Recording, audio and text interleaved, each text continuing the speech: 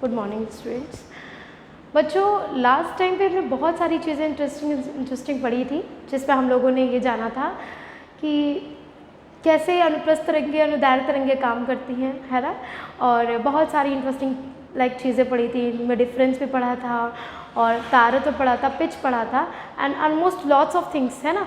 तो इसके बाद अब हम चलते हैं कि किस चीज़ के लिए क्या ज़रूरी है, यानी ध्वनि जो होती है, ध्वनि को एक स्थान से दूसरे स्थान जाने में कितना समय लगता है। ये चीज़ माइंड मेकअप करके चलना है, ये जानकर चलना है कि ध्वनि को एक स्थान से दूसरे स्थान जाने में कितना समय लगता है। ठीक है, फाइन।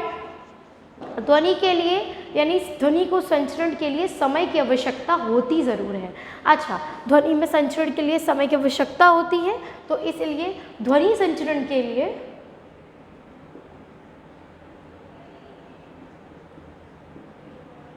समय की आवश्यकता होती है।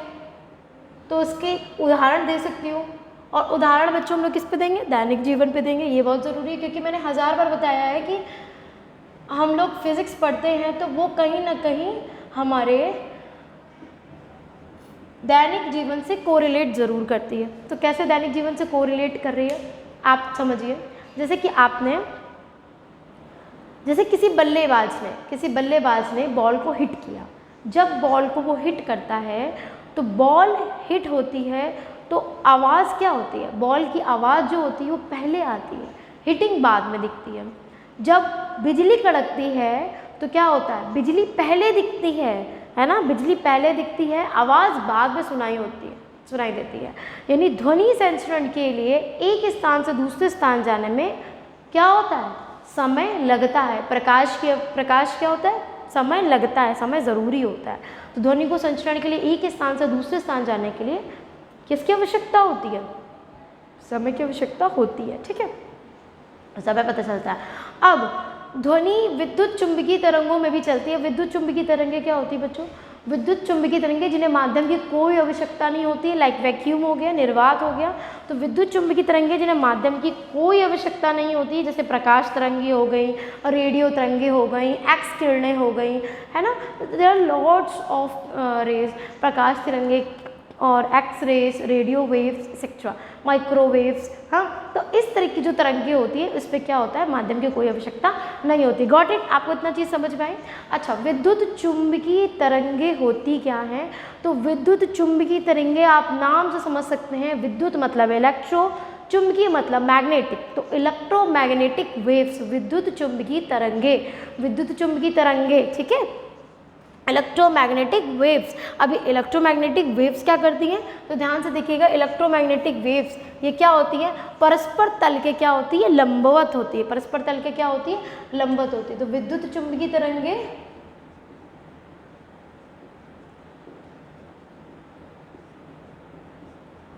परस्पर तल के लंबवत होती हैं, परस्पर तल के लंबवत होती हैं। इन्हें संचरण के लिए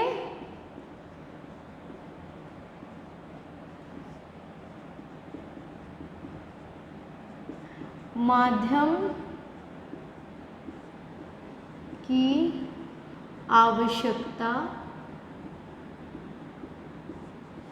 इन्हें संचरण के लिए माध्यम की आवश्यकता नहीं होती है। ठीक है, if you want the definition of this electromagnetic you can write down. अगर आपको इसकी ज़रूरत है तो आप इसको ज़रूर लिख सकते हैं। ठीक है, अगर आपको ज़रूरत है, आपको जानना है तो। फिर बच्चे, ध्वनि तरंगे अनुप्रस्थ और अनुदैर्ध्य दोनों में चलती हैं, जैसे कि हमने देखा था, है ना। ध्वनि तरंगे लंबवत भी चलती हैं और समांतर भी चलती हैं, जैसे कि रस्सी हो गई, है ना, लंबवत चलती है ऊपर नीचे, और क्या होगी? स्प्रिंग क्या होगी? समांतर चलती है, एकदम सीधे सीधे चलती है। तो ये चीज़ अपने दिमाग में फॉर्म करके रखना है कि ध्वनि तरंगे क्या होती है? परस्पर लंबवत चलती हैं। ठीक, अब फाइन, एक चीज़ पे आ जाते हैं हम लोग। ध्वनि तरंगे अगर परस्पर लंबवत चलती हैं तो अनुप्रस्थ तरंगे, विद्युत चुंबकीय तरंगे किस में चलती हैं? तो बच्चों, विद्युत चुंबकीय तरंगे अनुप्रस्थ तरंगों में होती हैं, और अनुप्रस्थ तरंगे क्या होती हैं? तल के लंबवत चलती हैं। ठीक है ना, तो अनुप्रस्थ तरंगे तल के लंबवत चलती हैं।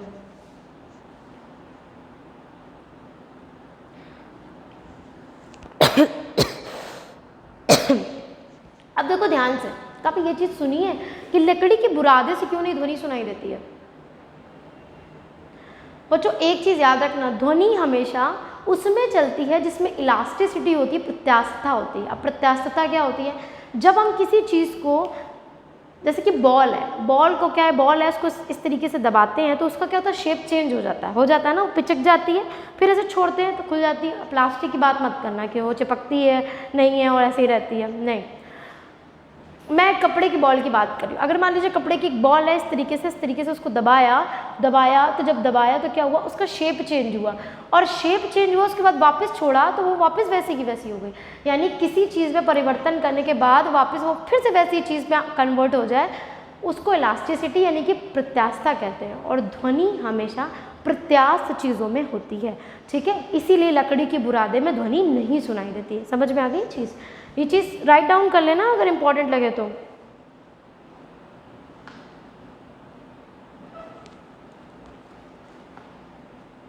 अगर हम बच्चों अनुदैर्घ्य तरंगों की बात करें, ठीक है, अगर हम अनुदैर्घ्य तरंगों की बात करें तो वायु में अनुदैर्घ्य तरंगें होती हैं, और वायु में अनुदैर्घ्य तरंगें 0 डिग्री सेंटीग्रेड पर, वायु में 0 डिग्री सेंटीग्रेड पर ध्वनि की चाल, ये ध्वनि की चाल ना कहीं कहीं पर क्या होता है, वैरी होती है, इसकी जो वैल्यू होती है वो वैरी होती रहती है, ऊपर नीचे होती रहती है, चेंज मतलब थोड़ा बहुत में डिफर होता रहता है, ठीक है। तो वायु की चाल कितनी हो जाती है, 331 हो जाती है, 331 मीटर पर सेकंड, कहीं कहीं पे 332 तो 333 भी लिया गया है।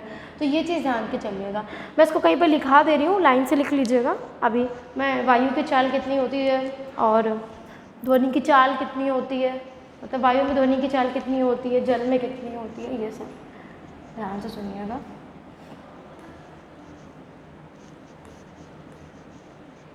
लिख लीजिए कहीं।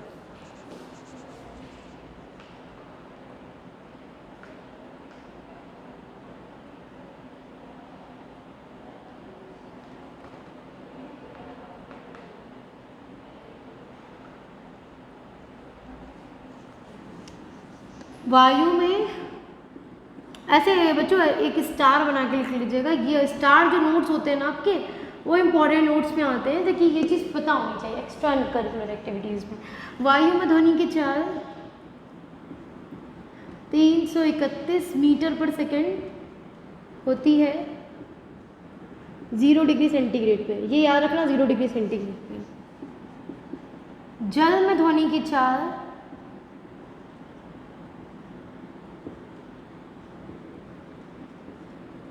1450 मीटर पर सेकेंड होती है, ठीक है, ये चीज़ याद रखिएगा। तो ये चीज़ याद रखिएगा, वायु में ध्वनि की चाल और जल में ध्वनि की चाल कितनी होती है। लोहे में भी ज़्यादा होती है, लोहे में 17 गुना होती है, ठीक है। तो ये चीज़ याद रखिएगा, लोहे में 17 गुना होती है, यानी कि लोहे में ध्वनि की चाल वायु की ध्वनि की चाल की 17 गुना होती है। ये चीज़ याद रखिएगा।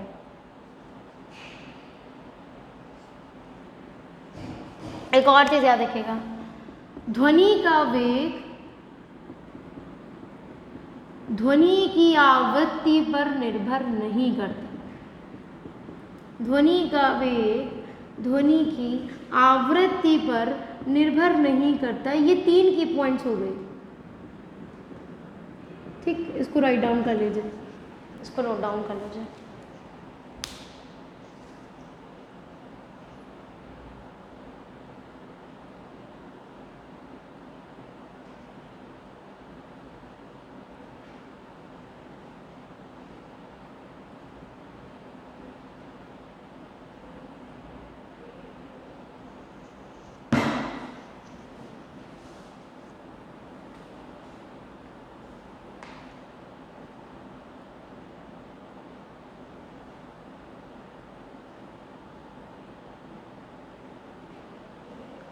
अच्छा अब एक चीज़ सुनो, जब कहीं कोई चीज़ बहुत तेज़ी से लाइक मान लीजिए कि गैस है, बहुत तेज़ी से फटता है, आवाज़ आती है ना, ध्वनि बहुत तेज़ी से आती है।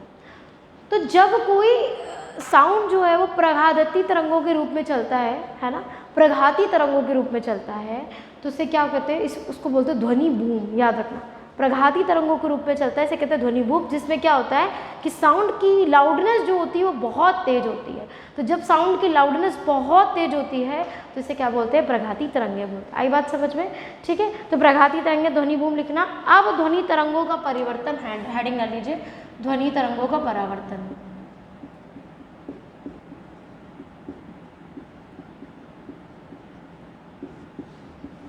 ध्वनि तरंगों का परावर्तन राइट डाउन कर लीजिए, ध्वनि तरंगों का परावर्तन। तो बच्चों यहाँ तक हमने सीख लिया था। अब ध्वनि तरंगों का परावर्तन देखते हैं। तो ध्वनि तरंगों के परावर्तन में सबसे पहले आपको प्रतिध्वनि बताते क्या होती है। उससे पहले एक चीज़ याद रखना कि विद्युत चुंबकीय तरंगें प्रकाश की चाल के बराबर होती हैं, और प्रकाश की चाल हमने पढ़ी हुई 3 × 10⁸ मीटर पर सेकेंड स्क्वायर। ठीक है, गॉट इट? आई थिंक आपको समझ में आया होगा। अब हम पढ़ते हैं प्रतिध्वनि। इंग्लिश में कहते हैं इसको एको। प्रतिध्वनि एको क्या होती है बच्चों? एको ध्यान से सुनो। जब कोई श्रोता यानी कि मैं, है ना, जब कोई श्रोता यानी कि मैं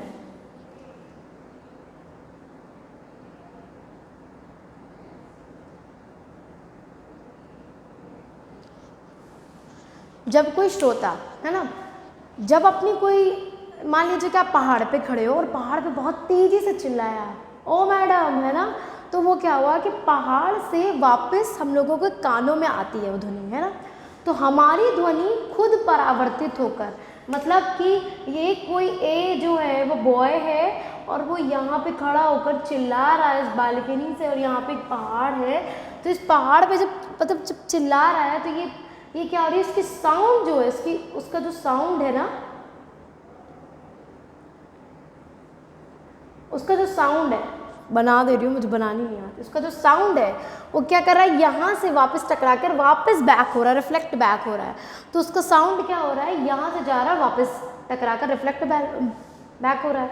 यानी कि जो इसकी मूल ध्वनि है ना, मूल ध्वनि मतलब कि जो बोल रहा है वो किसी, है ना, जब कोई श्रोता, यानी कि जब श्रोता की, ये श्रोता है, श्रोता मतलब सोर्स, है ना, जो कोई इंसान होता है उसको श्रोता कहते हैं। श्रोता है सुनने वाला, श्रोता सुनने वाला, अपनी ध्वनि खुद पे सुनाई दे रही है ना, तो हम क्या हैं, श्रोता हैं।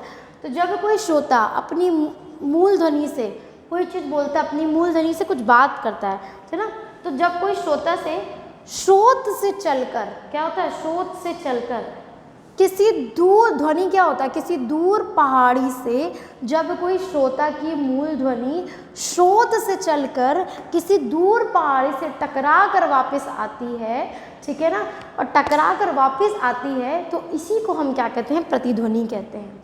अब दूसरी चीज़, टकरा कर वापस आई, इसे प्रतिध्वनि कहते हैं। लेकिन हमने जो सुना, हमारे कान से दिमाग तक में जो रहती है संवेदना रहती है 0.1 सेकेंड तक की, यानी 1/10 आके सुनाई तो दी, क्योंकि क्या होता है कि कोई भी चीज़ हम रिफ्लेक्ट कर रहे हैं, अगर लाइक हमको चोट लग गई है तो ये इंडिकेट कौन कर रहा है, दिमाग कर रहा है। हमको कोई चीज़ सुनाई दे रही है तो क्या कौन इंडिकेट कर रहा है, दिमाग कर रहा है। तो कोई भी चीज़ जब रिफ्लेक्ट बैक होकर अपने पास आ रही है ना, तो इसमें कितना टाइम लग रहा है, 1/10 सेकेंड का, यानी कि 0.1 सेकेंड का। समझ में आ रहा है, 0.1 सेकेंड का यहाँ पर टाइम लगेगा आपको। यानी कि जैसे कि कुएं के मुंह पर जब हम ताली बजाते हैं, तो कुएं से क्या होती है, हमारी लाइट कुएं के मुंह पे ताली बजाई, यानी क्या है, हम श्रोता हैं। अब श्रोता की मूल ध्वनि यानी कि ताली किसी स्रोत से, है ना, श्रोता की मूल ध्वनि स्रोत से, यानी कि यहाँ जहाँ सराउंडिंग में खड़ी हूँ मैं, यहाँ से स्रोत से कुएं पे टकराकर वापस आती है, कुएं से टकराकर वापस आने को क्या कहते हैं, प्रतिध्वनि गूंज कहते हैं। ठीक है, और यहाँ तक आने में, टकरा के जो वापस आती है उस पर 0.1 सेकेंड का टाइम लगता है। क्यों? क्योंकि कानों से लेकर मस्तिष्क तक पहुँचने में संवेदना जो होती है वो 0.1 सेकेंड तक की होती है। वहाँ मतलब 0.1 सेकेंड बाद तक हमारे दिमाग में रहती है ये चीज़।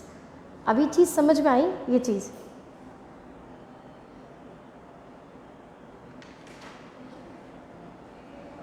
हमको पता है बच्चों, वायु में ध्वनि की चाल 344 मीटर पर सेकेंड है। आपने बोला था मैडम 332 है।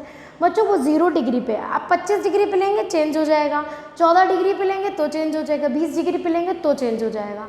लेकिन अब हम कहेंगे कि मैडम हमको कैसे पता चलेगा, आपको 332 ही लेनी है 0 डिग्री सेंटीग्रेड पे, 0 डिग्री सेंटीग्रेड पे ही माना जाएगा, ठीक है। तो 332 मीटर पर सेकेंड ही लेना है, ये चीज़ ध्यान में रखिएगा।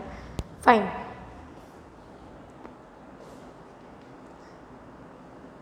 तो हमको इतनी चीज़ समझ में आ गई कि किसी श्रोता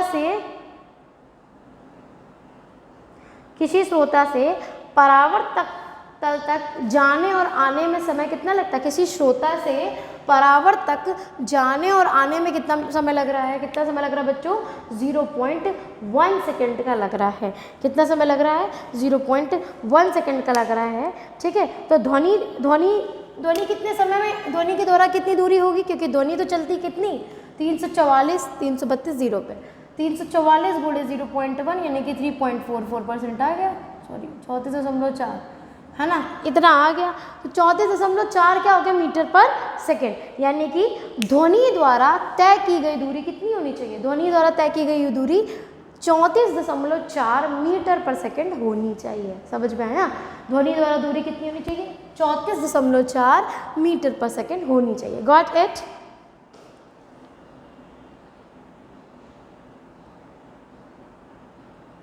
तो आप लोग लिख लीजिए,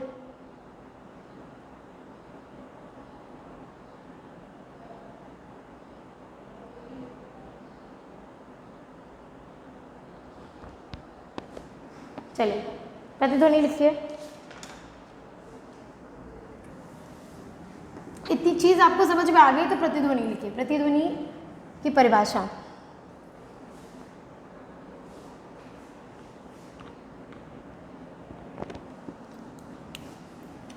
जब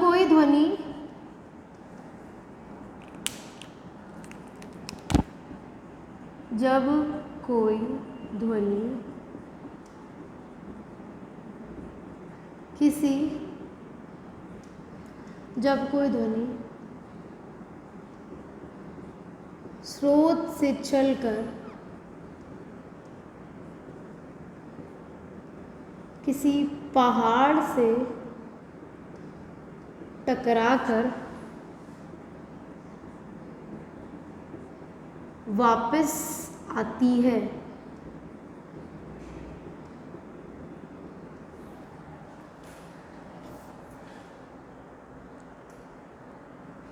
वापस आती है या फिर परावर्तित हो जाती है। परावर्तित अच्छा लगेगा क्योंकि परावर्तित क्या है फिजिक्स की भाषा में, ठीक है, या परावर्तित हो जाती है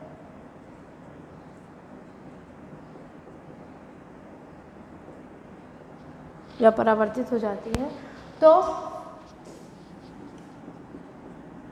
परावर्तित ध्वनि की पुनरावृत्ति मतलब बार बार सुनाई देना। पुनरावृत्ति को क्योंकि बोला गुड मॉर्निंग तो good morning good morning good morning, ये क्या हो रहा है, परावर्तित हो रही है ना, पुनरावृत्ति हो रही है इसी की। परावर्तित हुई और पुनरावृत्ति कह रही है good morning good morning good morning, that is a पुनरावृत्ति, है ना, पुनरावृत्ति।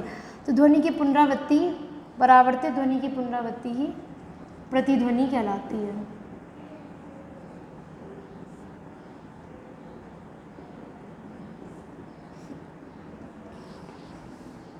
ध्वनि द्वारा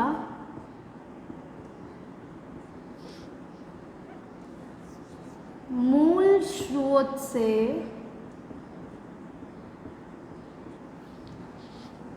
या मूल ध्वनि से परावर्तित ध्वनि तक की दूरी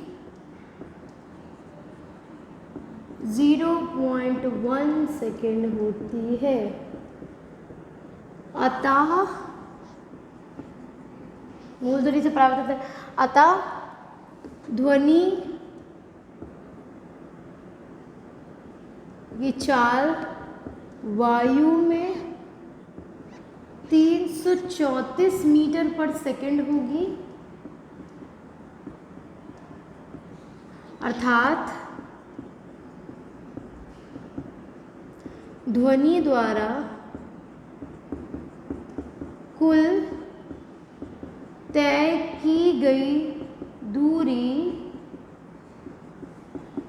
334 मीटर पर सेकेंड इंटू 0.1 यानी कि 334.4 मीटर पर सेकेंड होगी।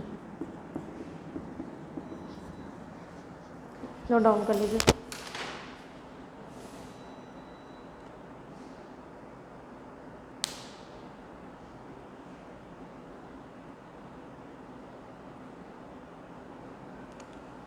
और कोई पूछे कि ध्वनि स्रोत से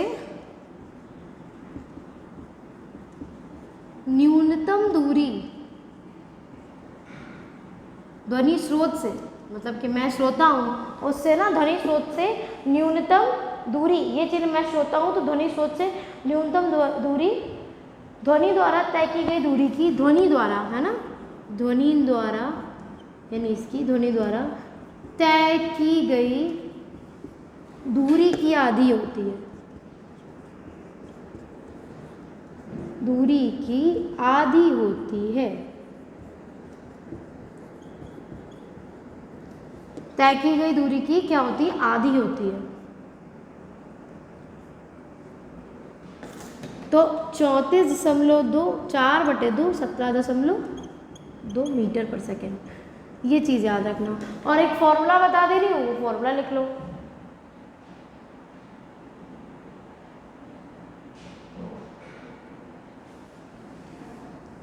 ध्वनि द्वारा, ये फॉर्मूला कहीं लिख लेना है, अच्छा है फॉर्मूला कि ध्वनि द्वारा उत्पन्न होने तथा प्रतिध्वनि सुनने के बीच ध्वनि द्वारा तय की गई दूरी, ये ध्वनि द्वारा तय की गई दूरी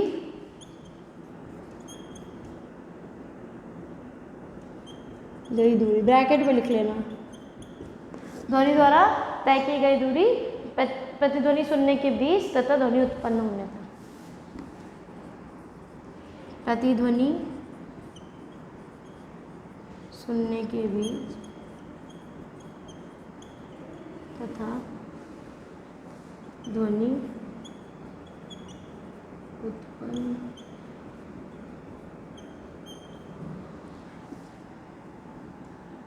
दूरी बराबर 2D, S बराबर 2 × D।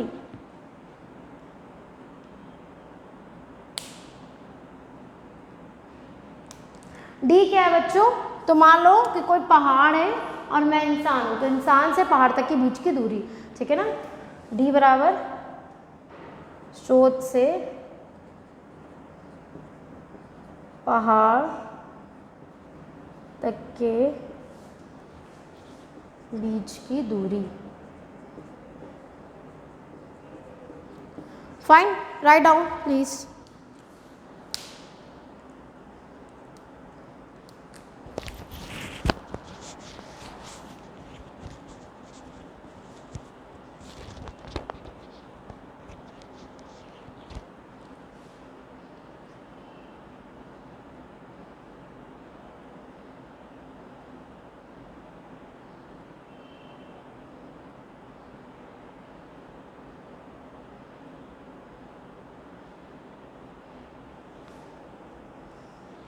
उसके बाद बच्चों ये लिख लिया है, तो हम लोग आते हैं किसमें? अनुरणन में। अनुरणन यानी कि गूंज। एको मतलब होता है प्रतिध्वनि, अनुरणन मतलब होता है गूंज। ये चीज याद रखना, कहीं भी दे आपको क्वेश्चन।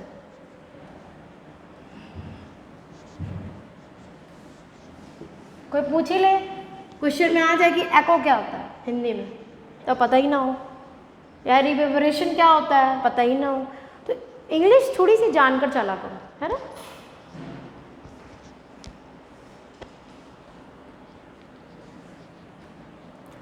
बच्चों देखो, अनुरणन,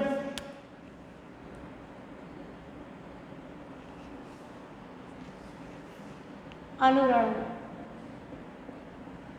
अच्छा देखो, कभी ऑडिटोरियम जानते हो? ऑडिटोरियम क्या होता है?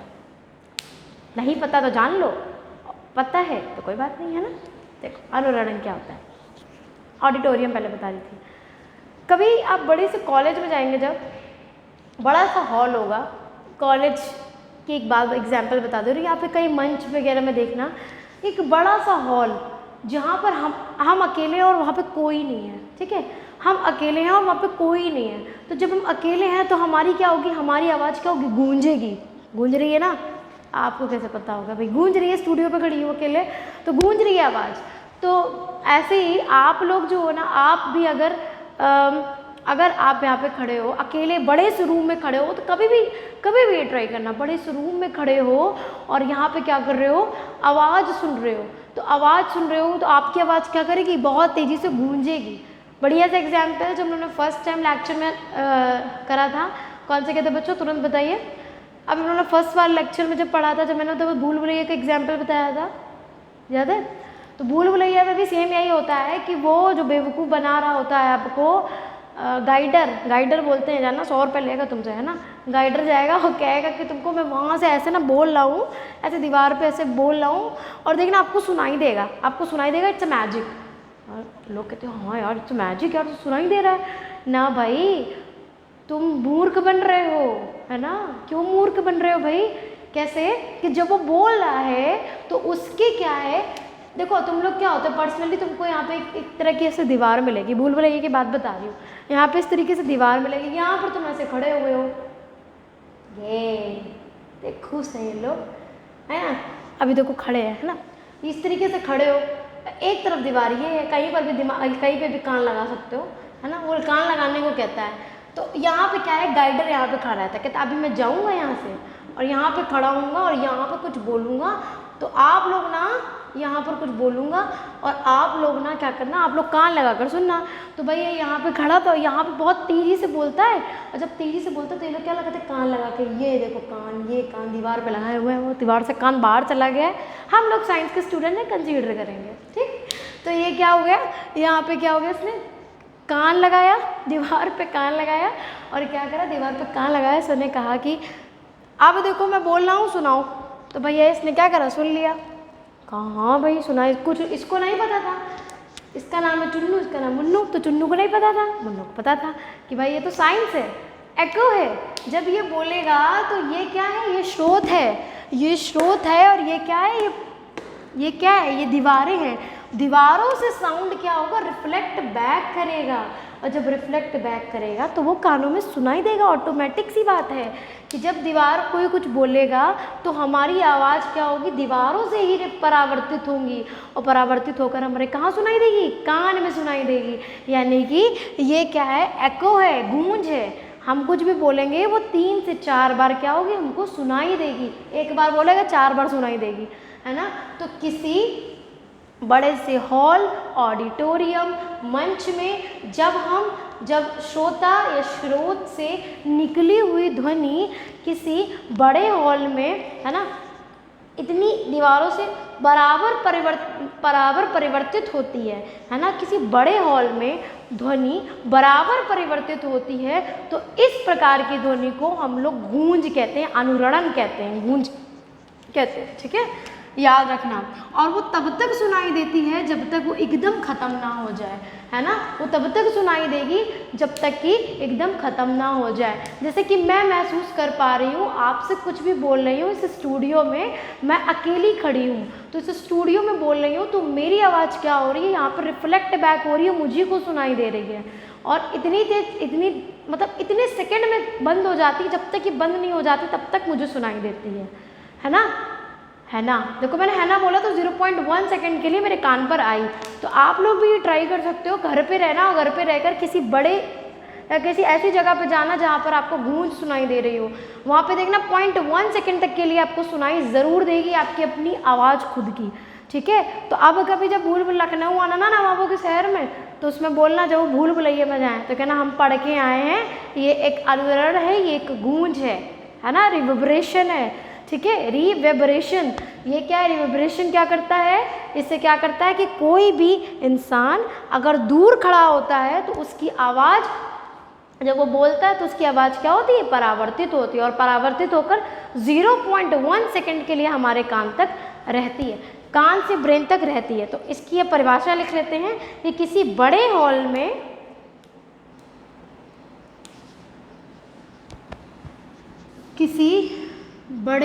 में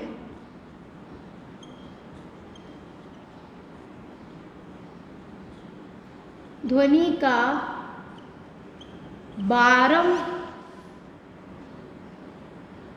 बारंबार परावर्तन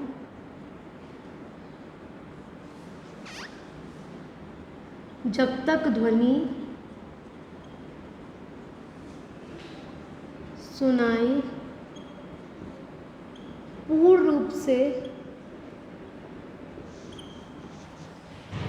बंद ना हो जाए।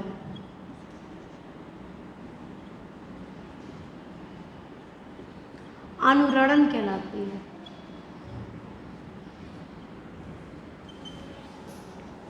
उदाहरण,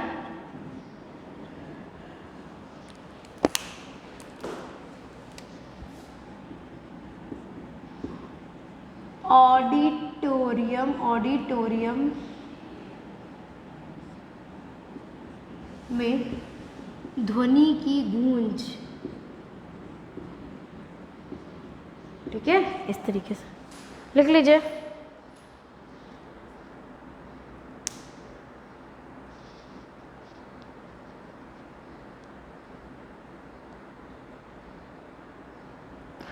अच्छा, कभी सोचा है कि हम लोग के घर में या हम लोग स्कूल में जब जाते हैं तो पुट्टी छत पे लगाई जाती है। ऑब्वियसली सी बात है कि छत पर आप लोग भी क्या कर सकते हो कि पुट्टी लगाते हो ताकि लीकेज ना हो, ये वगैरह ना हो। ठीक है ना।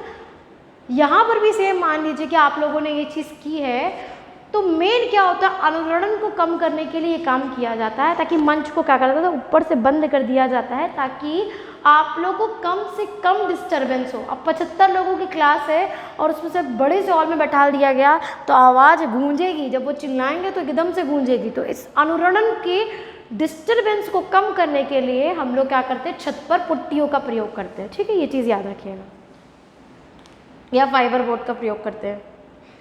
ठीक, इसी से रिलेटेड कुछ वो कर लेते हैं, एक क्वेश्चन कर लेते हैं और एक क्वेश्चन करने के बाद हम लोग इसके कुछ एग्जाम्पल्स पढ़ लेते हैं और फिर परिसर पे आते हैं।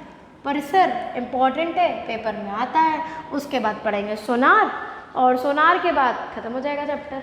समझ में आ रहा है? तो आपकी बुक से ही बता रही हूँ।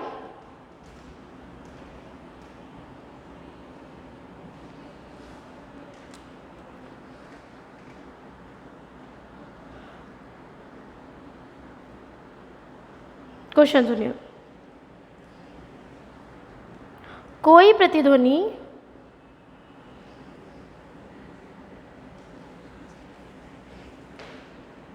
कोई प्रतिध्वनि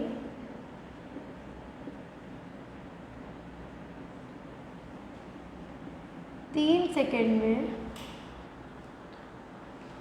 3 सेकेंड बाद सुनाई देती है।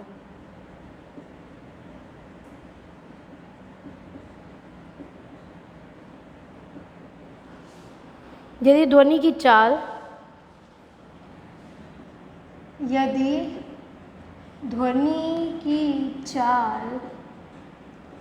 गई है, ध्वनि की चाल, ठीक है, 342 मीटर पर सेकेंड हो तो स्रोत तथा परावर्त सतह के बीच की दूरी क्या होगी?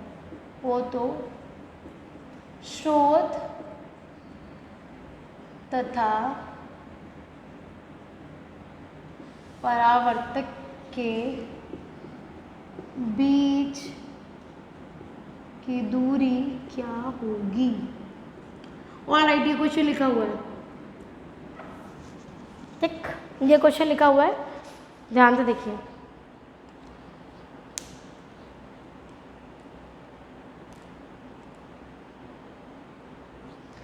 देखो बच्चों, ध्वनि की चाल दी गई है 342 मीटर पर सेकेंड, यानी कि v दिया गया है।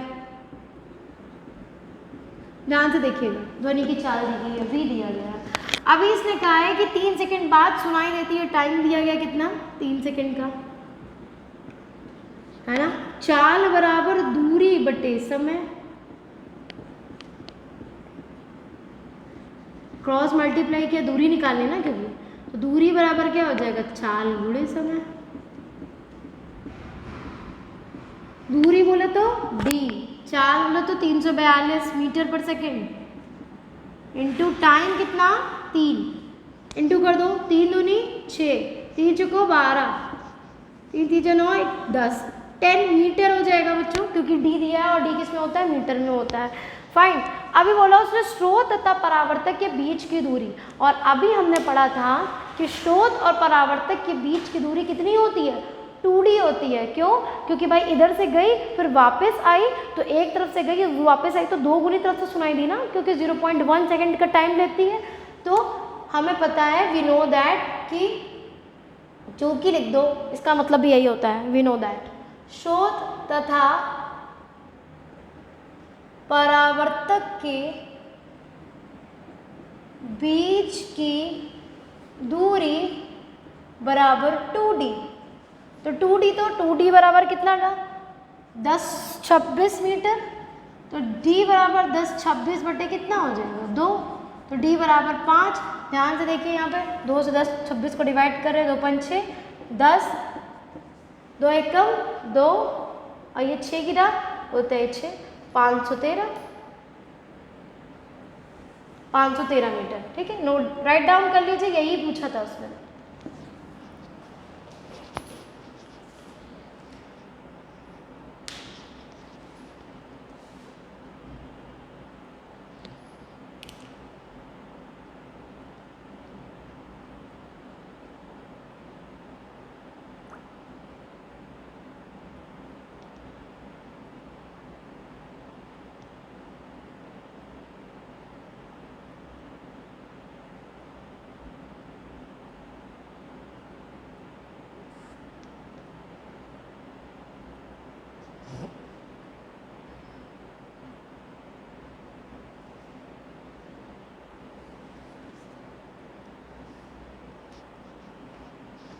अब ध्वनि परावर्तक के कुछ उपयोग बताते हैं बच्चों कि ध्वनि में परावर्तन के क्या क्या उपयोग हो सकते हैं। तो हमको पता है कि हम लोग जब थिएटर में सब जाते हैं ना, थिएटर में सब गए हो, वहाँ पे देखो कैसे आवाज़ गूंजती है ना, क्योंकि वहाँ पे पीछे आपको दिखता नहीं, परावर्तक तल के पीछे क्या एक लेंस लगा होता है, जहाँ पर परावर्तक तल जो होता है वो पर्यावलयकार होता है। सब चीज़ ऊपर से जा रही है, क्या होता है क्या नहीं होता है?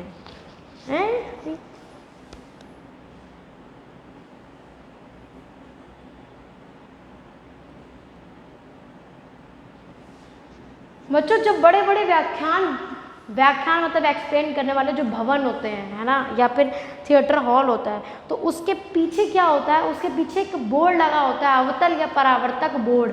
यानी कि जो हम लोग सेंसर जो लगे होते हैं ना, यहाँ पे और यहाँ पे क्या ऑडियंस बैठती है, यहाँ पे प्रोजेक्टर लगा होता है टीवी देखने के लिए, मतलब कि सिनेमा में, थिएटर में। तो क्या होती है, इस बोर्ड पे क्या होता है, इसमें क्या होता है, ध्वनि जो इन बोर्डों से प्रॉपर क्या होती है, प्रॉपर टकराती है। एक तरह से बोर्ड लगे होते हैं, इस बोर्ड से क्या होती है, प्रॉपर टकराती है, और प्रॉपर टकराने के बाद, समांतर रूप से टकराने के बाद हमारे कान पे बहुत तेज़ी से सुनाई देती है। इसीलिए और कहते हैं यार साउंड की क्वालिटी देखो कितनी बढ़िया है ना। साउंड की क्वालिटी इसलिए बढ़िया होती है क्योंकि ध्वनि तरंगे दूर बैठे तक, यानी कि भाई पीछे तक जानी होती है आवाज़, ऐसे तो आगे वालों को ही सुनाई देगी। अगर कहीं ये लगे रहेंगे 4, मान लो 2 इधर लगा दिए, 2 उधर लगा दिए, मतलब 2 लगा दिए पीछे, एक आगे एक पीछे लगा दिया, तो इधर पीछे वाले को भी, बगल वाले को सुनाई देगा, इधर पीछे वाले को भी। लेकिन हमें तो पूरी तरफ फैलानी है ना अपनी आवाज़, हमको तो मल्टीप्लेक्स थिएटर में पूरी तरफ पे फैलानी है अपनी आवाज़। तो पूरी तरफ पे आवाज़ एक ही साइड से फैल सकती है जब वहाँ पे परावर्तक बोर्ड लगा दिया जाए। और परावर्तक बोर्ड लगाने के बाद क्या होगा, आपकी जो मतलब आपकी क्या जो ध्वनि है वो रिफ्लेक्ट बैक होगी उस बोर्ड से, और उसके बाद आपको पूरी तरफ पे सुनाई देगी। तो ध्वनि तरंगों के अनुप्रयोग में एक आ गया परावर्तक बोर्ड, है ना। दूसरी चीज़ मेगाफोन या बल्ब हॉर्न। मेगाफोन से बोलते हो ना, साउंड आजकल गाने बजते हैं, गाड़ी वाला आया घर से कचरा निकाल समथिंग, है ना, तो ये वाला। तो बल्ब हॉर्न की वजह से बातचीत करने की जो नली होती है उससे, है ना, वो सब ये सब ध्वनि के हैं, ध्वनि के अनुप्रयोग हैं। तो इस प्रकार से ध्वनि कहाँ कहाँ पे यूज़ करती है। अच्छा, अभी मैं आपको और भी चीज़ें बताऊंगी, लाइक अल्ट्रासाउंड में भी ध्वनि का कहाँ यूज़ होता है। तो ये चीज़ें लगे रहना। स्टेथोस्कोप हो गया, स्टेथोस्कोप बच्चों